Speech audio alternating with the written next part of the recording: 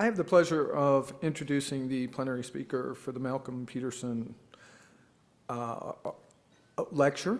And for those of you who don't know, Malcolm Peterson was one of the early pioneer generalists who played a major role in founding this organization. And when our team got together to choose the theme for this year, generalist and team, working in teams, my email lit up with, well, you got to get Malcolm Cox. You got to get Malcolm Cox as a plenary speaker. So we were successful in getting Dr. Cox, working around his schedule to make sure he could get here. So many of you may know Dr. Malcolm Cox. I suspect a lot of people in the room know Dr. Cox. He's a professor at the University of Pennsylvania. He most recently was the Chief Academic Affiliations Officer for the Veterans Affairs Administration, which is the largest professional training organization in the United States. There is a quarter-page, very abbreviated summary of all his career accomplishments, incredible accomplishments. And three of his areas are that he focused on in his career are clinical workforce reform, educational innovation, and organizational transformation, issues that are incredibly relevant to where we are now as we go forward. So it's a pleasure to introduce Dr. Malcolm Cox for the Malcolm L. Peterson Honor Lecture. Thank you.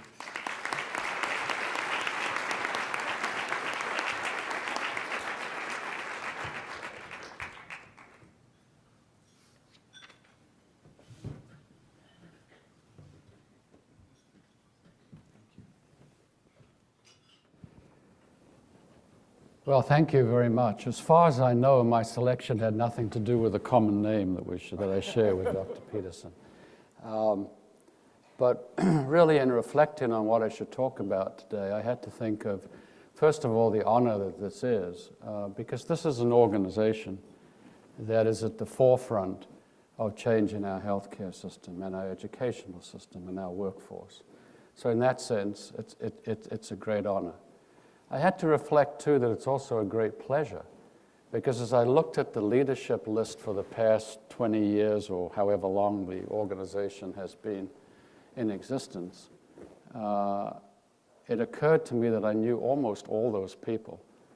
And looking at the lists of your awardees and the selection committees for your awardees, I know many of those people. So how is it that a fallen nephrologist has this knowledge of general internal medicine? And why in heck would you invite a subspecialist to address a group of generalists? More importantly, I feel like preaching to the choir. I'm going to try not to preach to the choir because, as I said before, you folks really are in the front leading edge of a lot of the health policy and practice and educational issues that we need to deal with in the country. So I'm going to try and interweave some policy things, some evidence-based things, the need for more evidence, something that this society has, again, been at the forefront of. So I'm going to try and weave this all together in a rather quick overview of some elements. So I'm going to talk, first of all, about a little bit about learning, then move on to some examples from my most recent experience at the VA, both on the health system side and the educational side, and end up with what I hope are a few epigrams that will help us carry forward the mission that you all have, and certainly I do now as well. So, we are, at the moment, in the United States and to some degree in Canada as well, preparing learners for a health system that no longer exists. Now, if ever there was a useless activity, it's something like that. Now, this is unfair to you people because you're doing everything you can do and more to change that. But in reality, if you look at the bigger perspective, that's exactly what we're doing.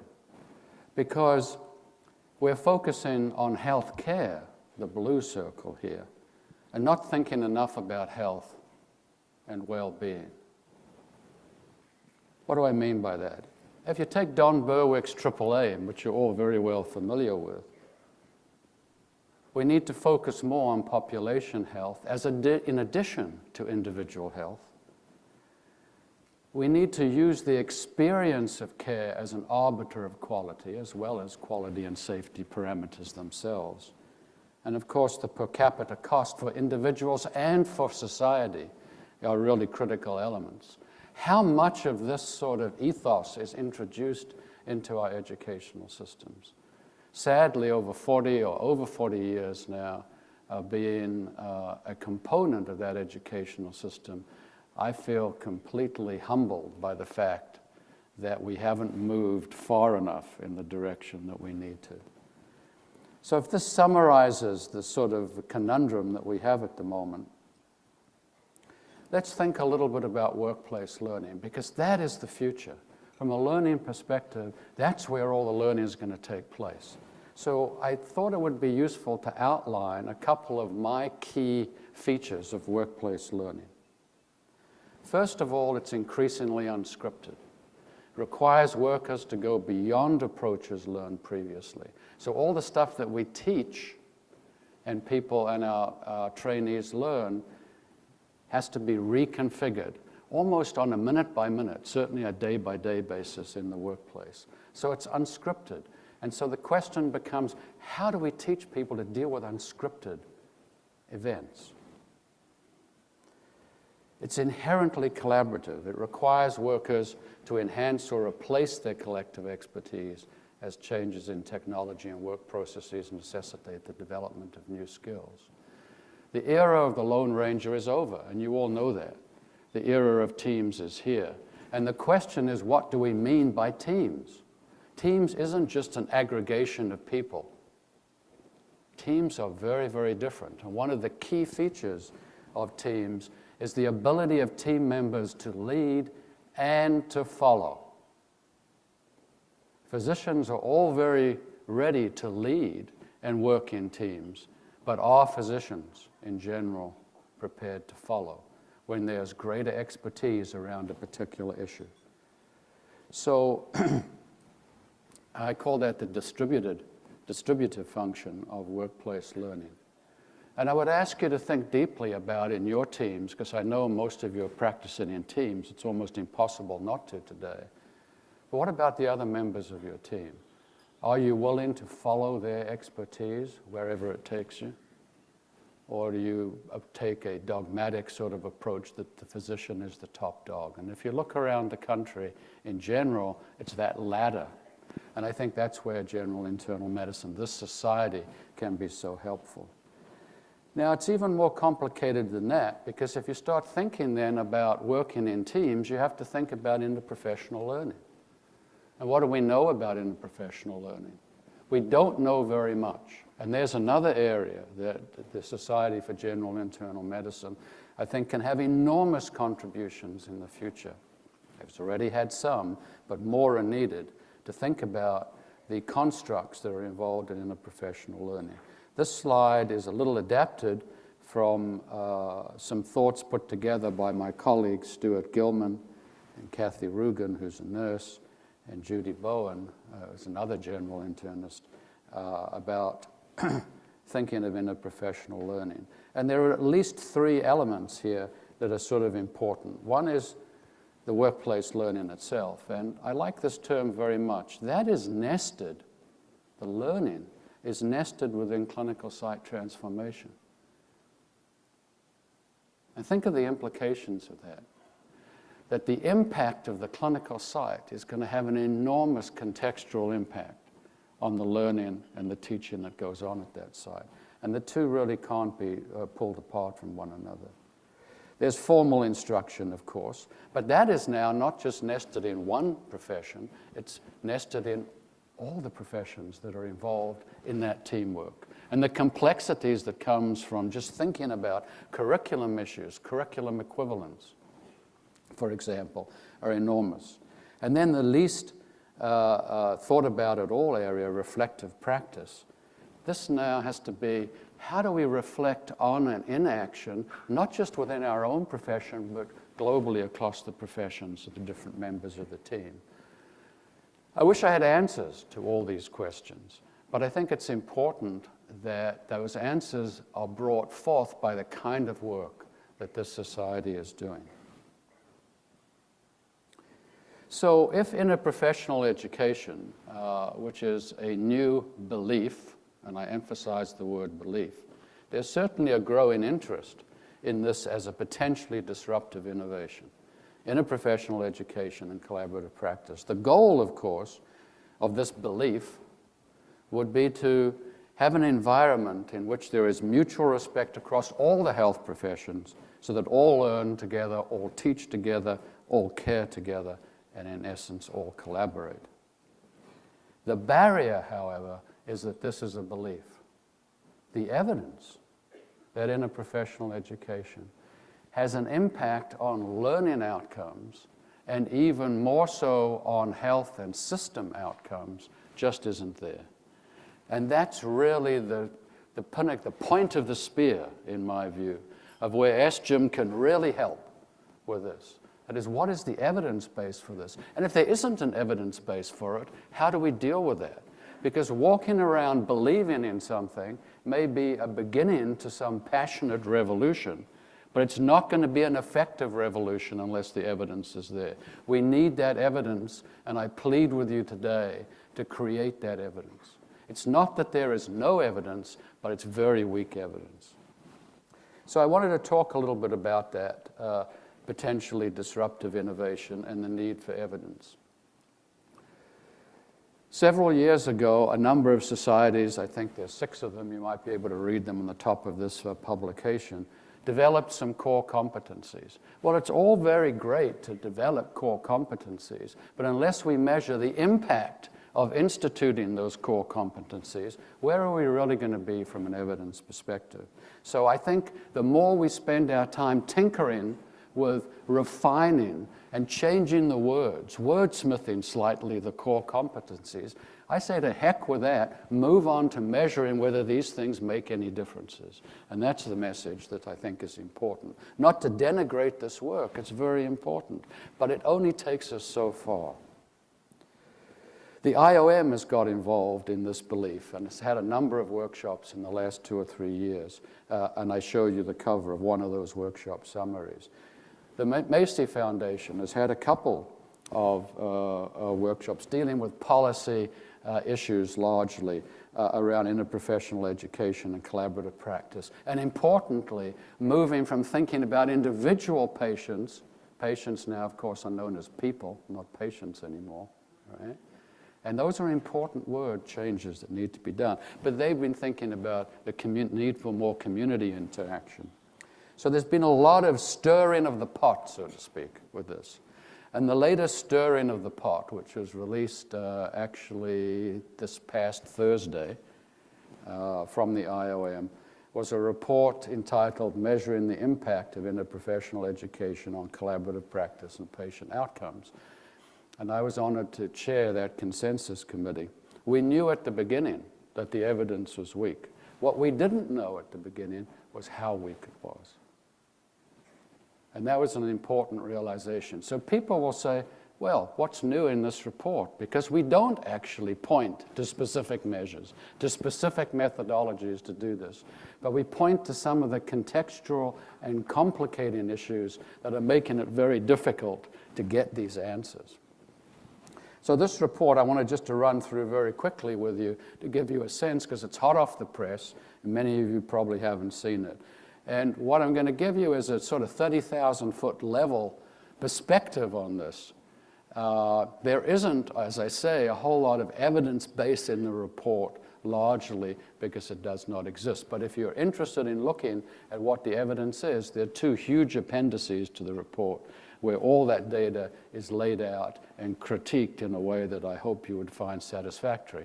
If you don't find it satisfactory, critique it and tell us why it's not satisfactory. That's the kind of input that I think we need at this point. So the study was put together to analyze the available data and information to determine the best methods, et cetera. You can read it.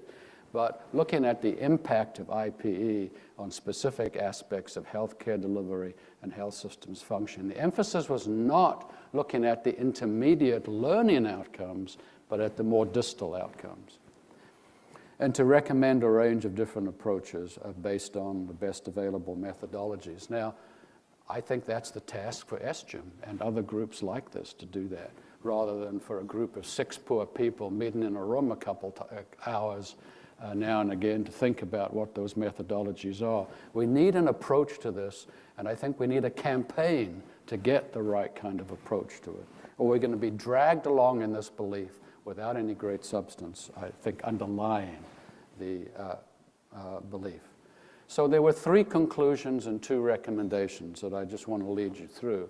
The first, and frankly, I think the most important conclusion of the report, is that without a better and more purposeful engagement between the delivery system and the educational system, those 2 systems that are partly interrelated but tend to stay in their own domains and think in their own silos. Unless there's more engagement about that, evaluating the impact of IPE interventions on health and system outcomes will be very difficult indeed. And this is true for anything.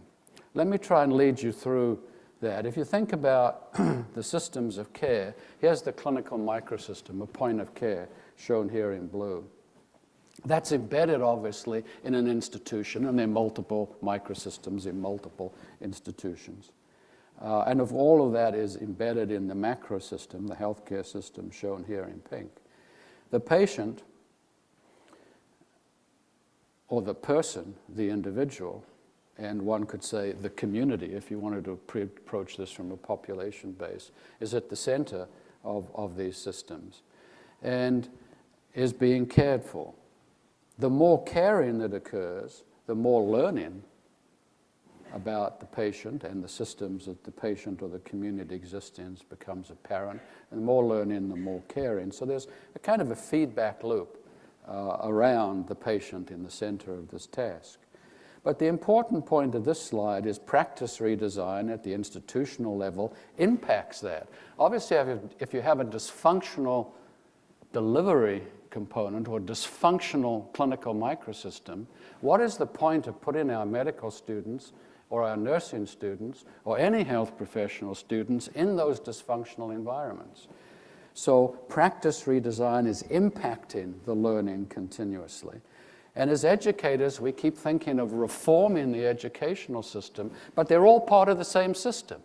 That is, the educational reform and the practice redesign need to occur concurrently and thoughtfully in tandem. So that when you design, as educational innovators, new educational systems, or when you design new delivery systems on the health system side, you've got to have the other partners in the room. And this is sort of obvious. There's nothing new about this. This is true universally. But how many times do you have the right people around the table in the room when you're talking about the kind of innovations? Perhaps more often than not in this group, but in general, I can assure you, the 2 tend to be isolated. So that was the point of that alignment conclusion. Now, a second high-level issue around thinking about developing evidence for interprofessional education and the impact of collaborative education is that you've got to have a model. Now, I'm not a methodologist, but there are many methodologists in this room far more skilled than I. In fact, you're all more skilled than I. I'm humbled by being here at all and wonder why you invited me to begin with. And that's because of the huge expertise that you folks have in this very area. You don't start a project, be it on the delivery side or the educational side, without having a conceptual model on which to build the design of the project. But that's not universally what's going on. If you look at most of the quote evidence for interprofessional education, it's one-off experiments with small n, not done in a controlled fashion. And you can go on and on and on in critiquing these. But it's really critical. So the committee felt this again, nothing new, but something that needed to be restated for the larger community, if not for this micro community that we have in the room here today. And you can all be the leaders, the evangelists, as you already are, for the importance of this. Having such a model would provide a consistent taxonomy. We don't even know what the words mean in interprofessional education and team-based care delivery at the moment. So you would not only develop from a model a consistent taxonomy and framework for strengthening the evidence base that would link then, we hope, to better health and system outcomes. So here is a poor attempt at developing a model. And I think one of the people who was on the committee, Albert Wu. Al, are you here? From Hopkins. I don't see him. He left this morning. Too bad, because he was one of the people on the consensus committee. So I wanted to recognize him in that sense. But we started with a model that we thought with amendments and with a lot more contextual input could be useful to people. And so this is just a brief summary of the model. We try to look at the entire learning continuum from foundational education to ongoing lifelong learning or continuing professional development. If you ask me what graduate education is, don't just think of it as graduate medical education, because we've got 42 different health professions to think about here, and they don't all use the same language. So graduate education is defined in this report as that entity between foundational and continued professional development. What a way to define something. Now, if you look at those overlapping parts of the learning continuum, interprofessional education expands proportionally in this sort of way, becoming much greater in the workplace learning dominant continued professional development, but does need to stretch all the way back to the beginning, the first day of medical school or nursing school or social work school. Because you need to prepare learners in a developmental fashion for subsequent events. So both uniprofessional and interprofessional education are components of that. We divided the outcomes into two large groups, learning outcomes and health and system outcomes. And without going into the details, here's a learning pyramid. You all have your own. But the important point about this is that most of the evidence that is said to show positive outcomes is around reaction, satisfaction surveys, attitudes and perceptions, a little bit around knowledge and skills, but almost nothing about performance in practice. If that or some analog of performance in practice is the highest order learning outcome, that's where we need data, not at satisfaction surveys with all their particular problems. And then on the health and system outcome side, we sort of thought it would be useful to look at individual health and, of course, incorporate population and public health, organizational change, system efficiencies, and cost effectiveness. So you see that there are two groups of outcomes trying to think. And, of course, the learning outcomes and the health and system outcomes relate to one another. There are a host, and I'm not going to talk about them, of complicating factors, enabling or interfering factors, obviously, that impact on this whole system.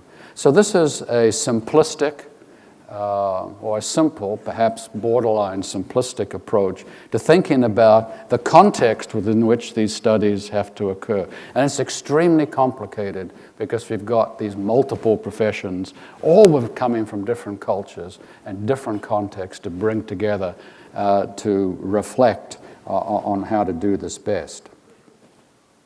So that's the so conclusion 3 was what I've been saying all along: more purposeful, well-designed, and thoughtfully reported. And the thoughtfully reported, it was not just an add-on to this conclusion. Much of the problem with the evidence is you can't tell what was done. Now, there's something that you're well familiar with, obviously. So the role of journal editors and the role of societies and professional associations in cleaning up to a certain degree the way things are reported is awfully important in this task, I think. So more purposeful, well-designed, and thoughtfully reported studies are needed to answer key questions about the effectiveness of IPE in improving performance in practice and health and system outcomes. So none of these 3 conclusions are particularly unique or new. But I think we hope it brings some sort of organization of the garden. so that you can then reorganize the way you plant your crops in a little bit different fashion, tend them in a little bit more thoughtful fashion, and hopefully have some things growing that are more substantive and can be used to go to the hallowed halls of Congress and argue about these things, of why teamness is important, and so on. So there are three areas of special need that the report sort of brings to the fore.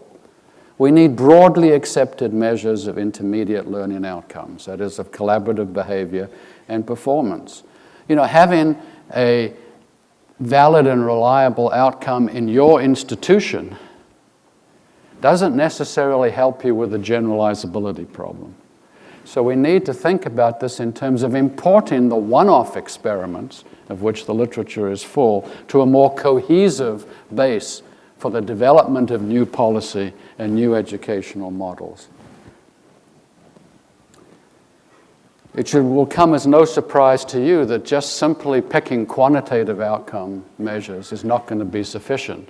We need to know why things occur and how they occur, not just that they occur. So a mixed method approach, a combination of qualitative and quantitative studies is really important in thinking through this task. And lastly, and perhaps most important of all, for the policy development and political side of the equation, we need to look at returns on investment. The pot of money that we're pouring into healthcare is finite, no matter how much we may wish it otherwise. And so we're talking about redistribution of resources, not massive amounts of new resources to do this. And so a return on investment, a business case, is really important. That something worked in one isolated clinic, in one isolated institution, does not persuade Congress to move forward on anything.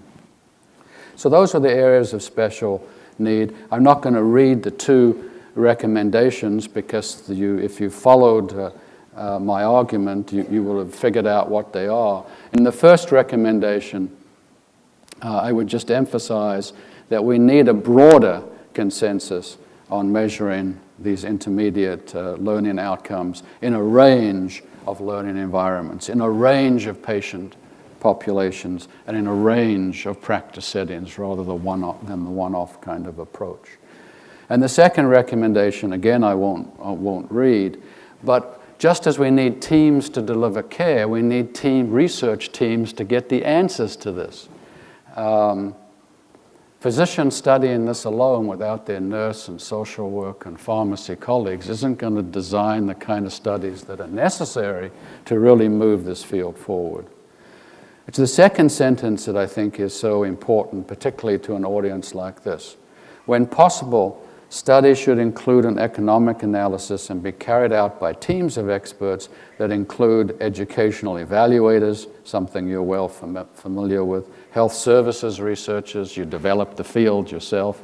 I remember the days with John Eisenberg back at Penn. And so I well understand the expertise and the commitment. It's become really part of your DNA to do these things. So I urge you to express your DNA, or at least the message coming from that DNA around this area too. And economists. Physicians are awfully smart people and they know a lot, but they don't know everything. So some humility is needed here, and pulling together the right kind of research teams is really critical. In general, educators by themselves are insufficient to really move the marble in this area, I think. So some of the factors in trying to link IPE to health and system outcomes, leadership is right at the top. I could have put 10 bullets of leadership here. You can't get anywhere without leadership, or you're working in a vacuum. Because bringing together the two systems, you need not just the leadership on the academic or educational side, but you need the health delivery system leadership as well. So leadership at all levels is critical. The right kind of team composition and planning design, picking a conceptual model to work from, picking the right learning and practice sites. And learning and practice site is the same thing, because we learn largely experientially, obviously, in our practice sites. And it's not an easy thing, and the report goes into some of the factors that might be helpful in picking the most potentially productive sites to do these kinds of studies. Faculty and preceptor development is obviously critical, but what is often forgotten is that the staff of the clinical microsystems are as important, if not more important in the long run, than the professional people. And so staff development, they're going to be running these sites, and they're often not included in the design teams. If we are committed in a professional collaboration, they're part of that collaborative effort and need to be included. The learners need to be prepared. Just plunging an unprepared learner into a complex clinical microsystem where there are multiple professions and having no understanding of how those professions are relating to one another is an exercise in frustration. You need to look at the intermediate outcomes, the learning outcomes, enough said about that. And of course, the holy grail is the final health, individual and population health, and system outcomes, cost effectiveness, and so on, that are so important. And I would not stand up here and talk about the evaluation methodologies in any detail, because that would be presumptuous of me, and I have enough humility not to do that. So I leave that to you, but that's really where it is. So the roles for general medicine, just to summarize: clinical training site transformation, this alignment issue between the two big systems that are clanging in the bucket together, often in a dissonant fashion, is where I think from a policy and a leadership perspective you can really develop this. The program development itself, get outside yourselves. Work with the other professions that are key to this, largely in graduate, but also you have a big influence on undergraduate education and certainly on continued professional development.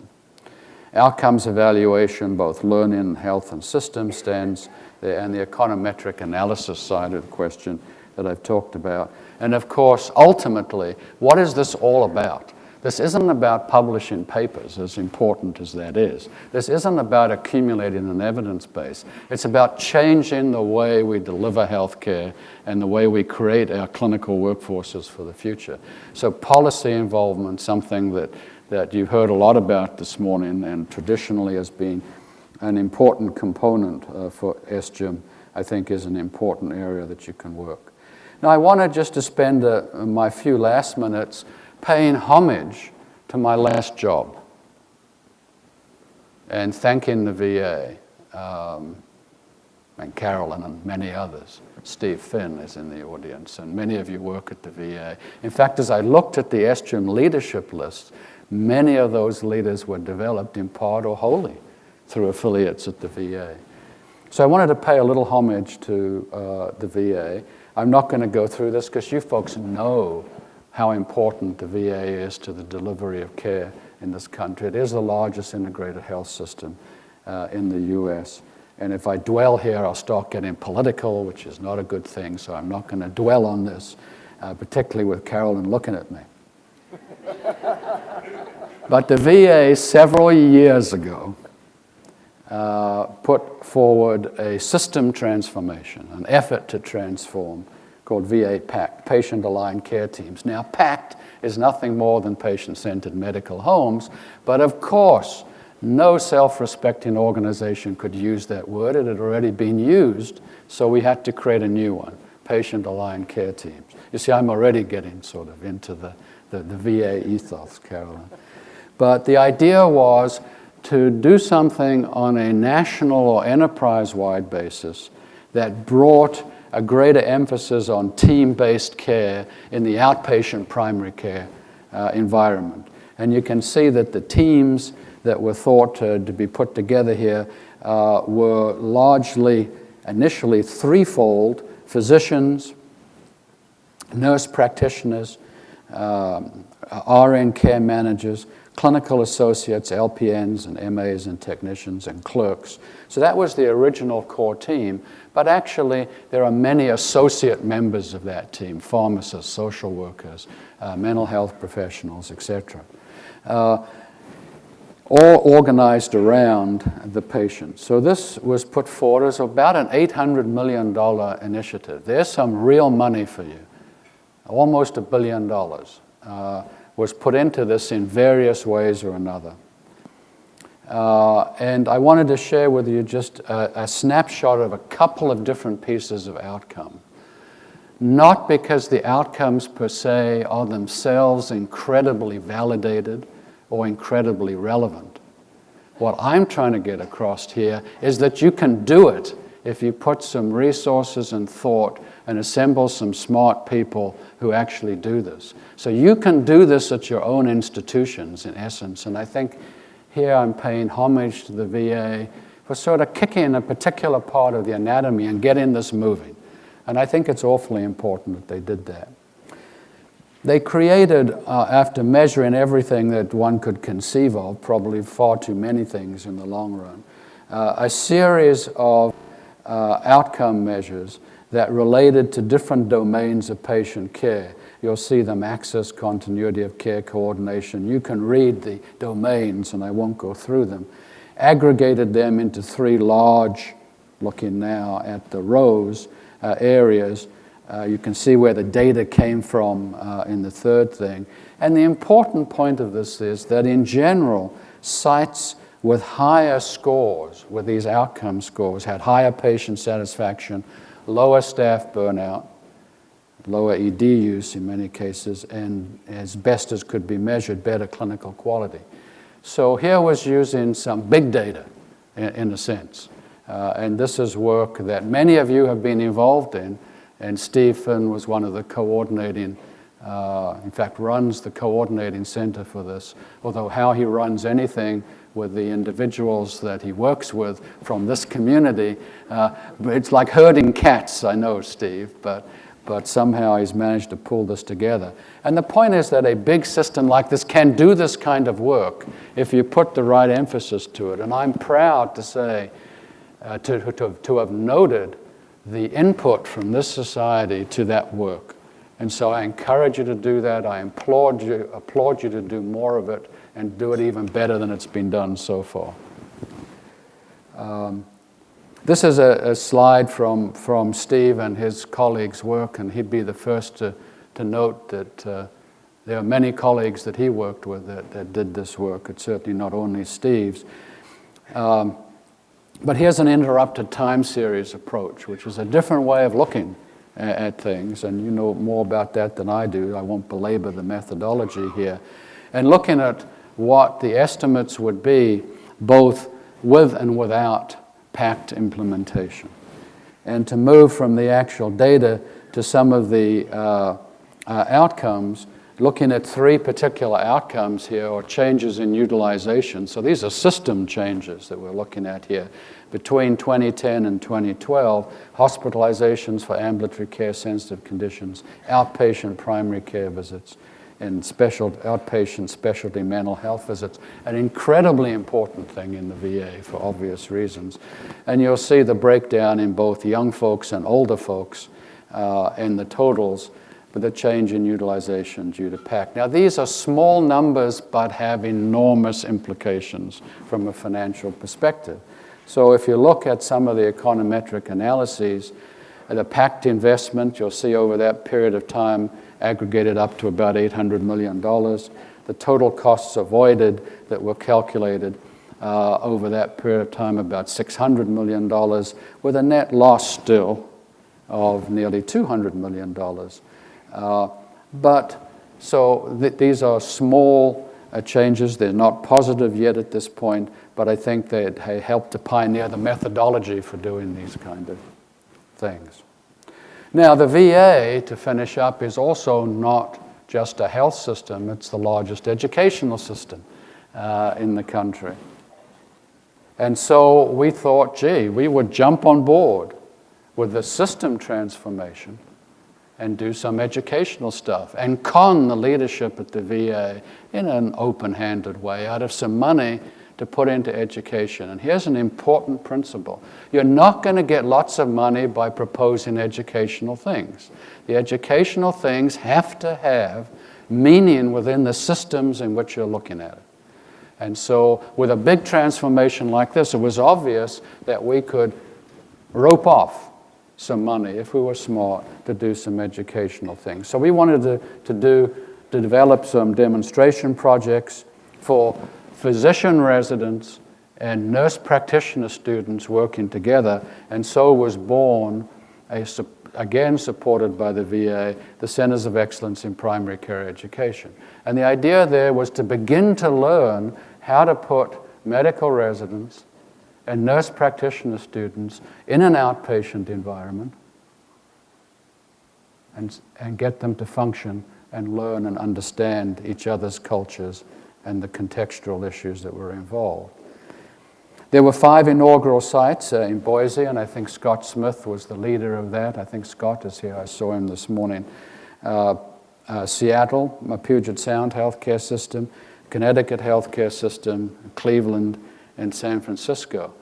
I'm pleased to note, and I think some of you know this already, that 2 new sites have been added to these demonstration projects, and that's Greater Los Angeles and their academic affiliates, and Houston. So they're now 7, I guess, and this is the project that Stu Gilman leads in the Office of Academic Affiliations. Their objectives, I think, were, from a learning perspective, were around shared decision-making, sustained relationships, interprofessional team-based care, and continuous performance improvement. We weren't there at this point of the project to really get at outcomes in a crisp and comprehensive way, but rather to look at how best to organize a bigger effort of this sort in the future. So some early lessons learned from the trainees were that they love it. They vote with their feet. In fact, several sites have said, let's not go to the academic affiliate, let's rather have our practice at the VA. What a success for a government-induced healthcare. Right? What a success. And I think I would ask you to celebrate that back at your institutions. It's terribly important. They quickly learn the importance of interacting with their interprofessional colleagues, and the track is perceived as prestigious. The nurse practitioner students, everyone said, oh, they'll never be able to do this. They don't know as much as 2nd and 3rd year medical residents. Well, of course they didn't when we started, but they learn quickly. They have a steep learning curve. And when I went around and visited a number of these sites, I can tell you that in a minute or 2 huddle with the teams, I couldn't tell who was who. Now, if I drilled down, obviously I could get their backgrounds out. But so I think this really works pretty well, and I was very impressed with their integration. The faculty lessons, language, personality, and psychological safety are very important. If you're not psychologically safe, you can't have an effective team. If you're not willing to speak up or able to speak up because you feel threatened, you can't get anywhere. And this is very important for the faculty.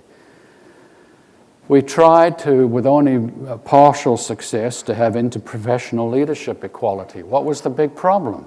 The big problem was that the physicians kept emerging as the top dogs. And the solution to that, we don't have, but you can develop.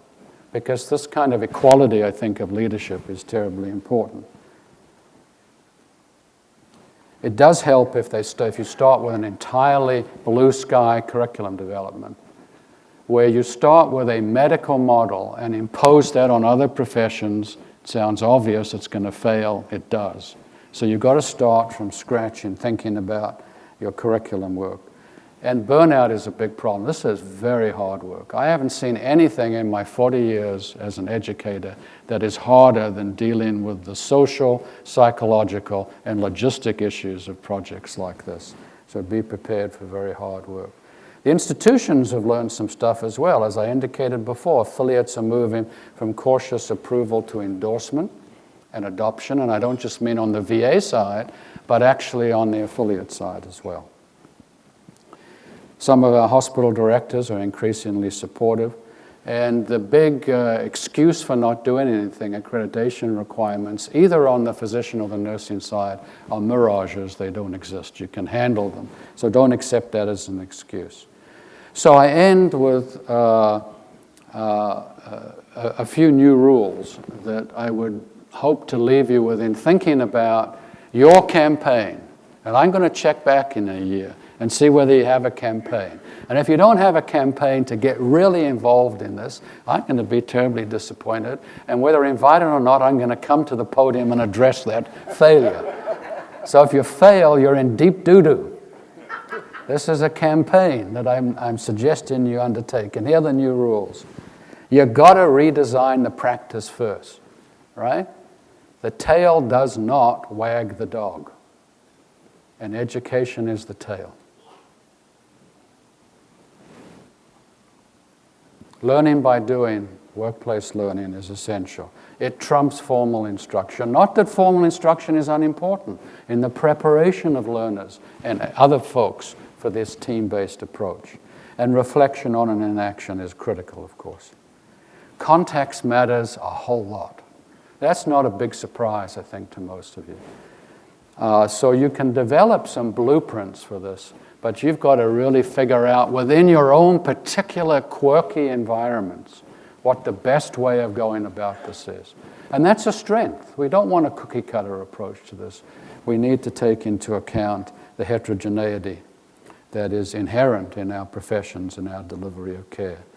Outcomes, of course, are persuasive, but still relatively missing, and I've addressed that. But people will yield, even the traditionalists, even the naysayers will yield, as you well know, in other areas, to evidence. So I ask you to develop the evidence. As I mentioned before, understanding what works is critical. So a kind of qualitative addition to the usual quantitative approach to things, a mixed methods approach is really important. And culture matters most of all. You've got to get the leadership engaged in this. And I must say, the VA leadership was incredibly engaged in this.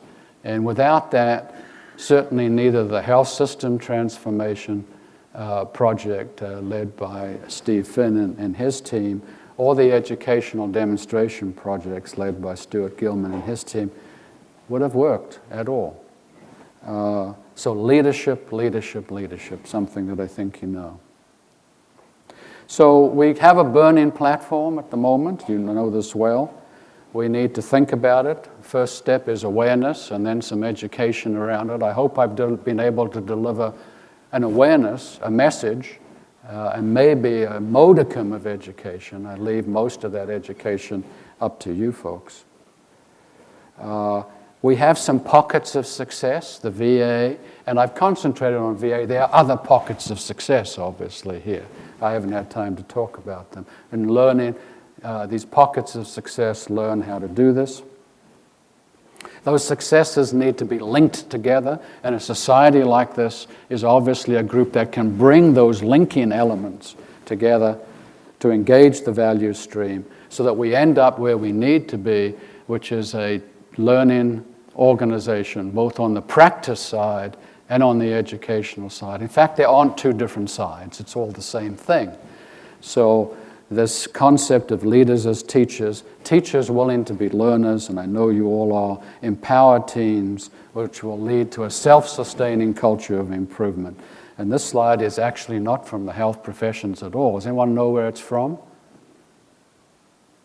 It's the Boeing Corporation. This is how they build airplanes. This is the Boeing Corporation. And I put it in particularly because industry has learned to do this, at least some industries have. Health professions as an industry hasn't learned to do this yet. And it's going to be a tragedy. And you all are going to be responsible if that tragedy is not averted. So I ask you again to continue the wonderful work you've been doing on this and forge new partnerships. It's all about engaging people, and I include patients as the people here, in redesigning work. They can give you some of the best instructions and hints about how to go forward. And lastly, my acknowledgements. I have no financial disclosures to declare. Oops. Yeah, thank you. But I did want to acknowledge Malcolm Peterson, whose early career helped form this organization. He was very engaged in policy development and political issues, as this organization is. And it's a true honor to have been invited to do this. I wanted to thank the IOM Global Forum on Innovation in Health Professions Education and their executive director, Patricia Cuff, and the committee and all the reviewers that this report went through. I commend that report to your attention and critique. The Josiah Macy Jr. Foundation, because of George Thibault and Mary Naylor's work with me on some of the political and the policy issues. And last, but by no means least, in fact, I would promote it to first, the U.S. Department of Veterans Affairs, which gave me an opportunity with my colleagues, many of whom are mentioned there, to do something rather different with the end of my career. And there's nothing more invigorating than that. So thanks to the U.S. Department of Veterans Affairs. And thanks to all of you for having the resilience to be here on the last day of the conference and the resilience to sit through me talking about it. I've run over by 1 minute and 59 seconds of my assigned time, and I apologize for that. But thank you so much.